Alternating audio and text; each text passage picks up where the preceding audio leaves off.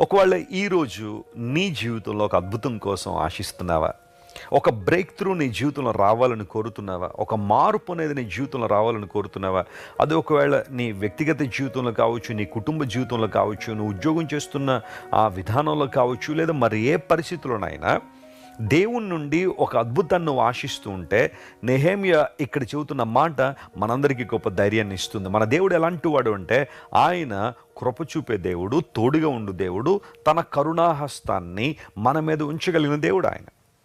నెహెమ్యా జీవితాన్ని మనం పరిశీలన చేస్తే, అర్తహషస్త్ అనే రాజు దగ్గర గిన్నెందించేవాడుగా నెహెమ్యా ఉన్నాడు. ఈ లోపల తన సహోదరుడైన హనానీ వచ్చి యెరూషలేములో పరిస్థితి అంతా వివరించాడు. ఆ సందర్భంలో నెహెమ్యా దేవుని సన్నిధిలో ప్రార్థన చేశాడు. ఇప్పుడు రాజుగారి దగ్గరికి వెళ్ళి తనకు కావలసిన వాటిని కొన్ని అడుగుదాం అనుకున్న పరిస్థితుల్లో, భౌతిక సంబంధమైన రాజు దగ్గరికి వెళ్ళడానికి ముందే నెహెమ్యా రాజుల రాజు దగ్గరికి వచ్చాడు.